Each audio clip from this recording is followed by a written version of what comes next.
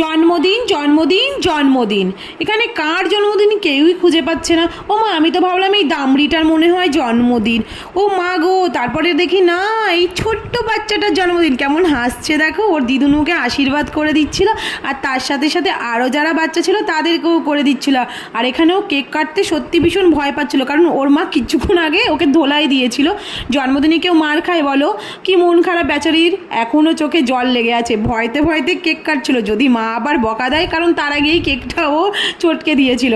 আর এখানে ওর 2 বছর পার হয়ে গেছিলো, আর এখানে সবাই প্রচণ্ড হাসাহাসি করছিল ওর কেক কাটা দেখে, কারণ প্রচণ্ড ভয়তে ভয়তে কেক খাচ্ছিল সবাই। আর আমি এদিকে দাঁড়িয়েছিলাম, কারো খেয়ালই নেই। আমার ভীষণ মন খারাপ হচ্ছিলো, আমাকে কেউ দেখছিলই না, সবাই নিজেরা নিজেরা দেখো কেক খেয়ে নিচ্ছিল। আর এখানে এই দামড়ি খাসিটা খাবে বলে দাঁড়িয়েছিল, দেখো আমাকে দিলই না। ও মা, ও ভাবছে একাই সব কেক খাবে, এটা কখনো হতে পারে বলো? আমি কি সেটা করতে দিতে পারি? লাস্টে কেক ঠেক